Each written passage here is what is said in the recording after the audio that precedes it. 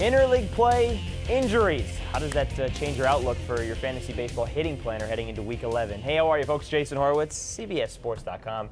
Senior fantasy writer Eric Mack joining me here in New York. Glad to have you with us on your vacation, nonetheless. This is very MVP. impressive. Fantasy writer MVP. You are a fantasy writer MVP. We'll be sure to tell Jamie Eisenberg and Dave Richard that. Let's get into the hitting planner. Who are they? Yeah, well, they're football dudes. Let's get into the hitting planner because they got 2 months until their season actually gets going. DL. Certainly something that people are familiar with in football, guys that are on the injured reserve, but guys that are on the DL, superstars that are on the DL, Sizemore and Carlos Quentin and Josh Hamilton. How do you handle these situations moving forward? Well, there was actually one silver lining that is positive out of Josh Hamilton's needing surgery. We actually have some finality. We know exactly his timetable for return, so it's going to be around the All-Star break. The problem is with Quentin and Sizemore, we really don't know yet, and the doctors don't know, the team doesn't know, those players don't know when they're going to be back, so you really just have to hold them.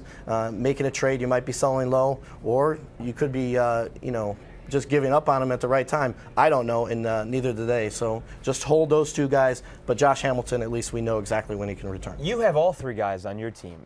So in those situations, I mean, you may not be able to hold all three. So if you had to get rid of one of them, which one would the guy be? Yeah, you're going to sink or swim with getting these guys to come back and producing what you expected of them in the second half. You have to hope they come back healthy in the second half and have huge second halves. Because selling now, you're not going to get a player that's going to give you the production that they can give you in the final 13 weeks of the season. All right, what about guys returning from the DL? Pat Burrell, Jason Bartlett, you put them back in immediately? Yeah, the Rays are getting a little healthy with Pat Burrell coming back, but the problem is he's coming back and then the Rays are going to be without the DH. And Pat Burrell, I'm not sure, is ready to play the outfield. So you probably have to hold off on activating Pat Burrell if you can. If you have to activate him, you're probably not going to get full-time at-bats. But Jason Bartlett, when he went down, he was the best shortstop in fantasy baseball. A little bit surprising, but there is speed and power there, and he was hitting in the high 380s. So Jason Bartlett's the guy you got to activate right away. As long as he gets out of his rehab assignment, good. Ben Zobrist did a very nice job filling in for him. But he will still play. Yeah, absolutely. Zobrist will play second base. Playing very well at the middle there. That battery is very good. How do you handle the situation in terms of your hitting and planning now that this interleague play is in full swing? Well, you have to be very aware of your DHs on AL teams going to NL Parks. That's pretty obvious. You can't start a Jim Thome if he's not going to play. He'll only get pinch hitting at bats. So be aware of that. And also in the National League, if you play in an NL-only league, maybe you have a Mack Gamble on your team that's going to get at bats because the DH is more in play. Gamble has been stealing starts from Bill Hall, but the Brewers are a top contender that need pitching and defense, and they don't want Gamble's bad glove in the lineup or in the field. So at the DH, Gamble will play nicely in NL only. All right, you said you can't start Jim Thome, but let's take a look at who you can start this week in the American League. And one of those guys you like at the DH is David Ortiz. Look at this guy. Big Papi is back. And maybe it just takes the Yankees to fire him back up. We said give up on Big Papi. We're not sure it's going to come around. But then he had his eyes checked. He got some moisture put in.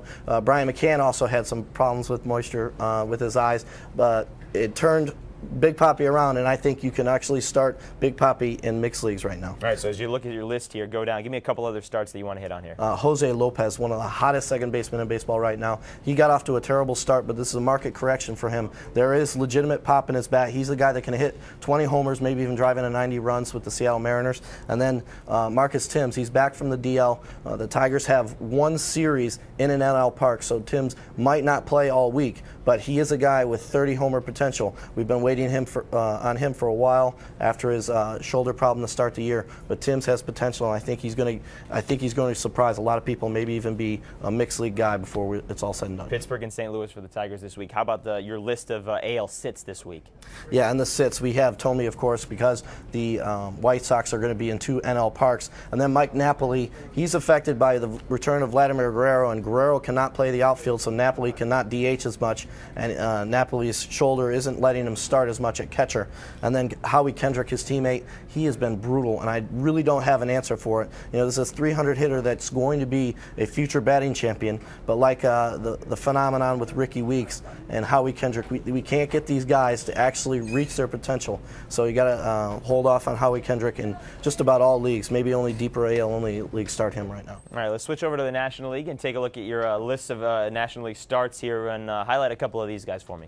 Like I said with Matt Gamble, that's a tremendous slugging prospect that has a bad glove, but he's going to be in the lineup as DH because the Brewers have 6 games in AL Parks. And then Clint Barmas, it seemed his career went down the stairs with the deer meat when he fell years ago. But he's back now, and he's real hot, and I think that speed and power, he might even be a 2020 player off the waiver wire with versatility at shortstop and second base. That can be a real big plus if you've gotten him on your team. And a big reason why the Rockies are so hot of late as well, winning those the streak of 8 straight on the road. How about your NL sits this week? Give me 2 or 3 guys that you're focusing on here that are must sits. Going with the streaky guys and the teammate of Matt Gamble, J.J. Hardy. He's a guy that's like a roller coaster ride. Tremendous peaks and tremendous valleys. This is one of his valleys. He's in a real bad way right now. And then Gary Sheffield with the Mets. They have one series in an AL Park, so he can DH. However, his knee has been bothering him, so the Mets have been slotting Ryan Church full-time, and then they're playing the 20-year-old outfield prospect Fernando Martinez against right-handed pitching.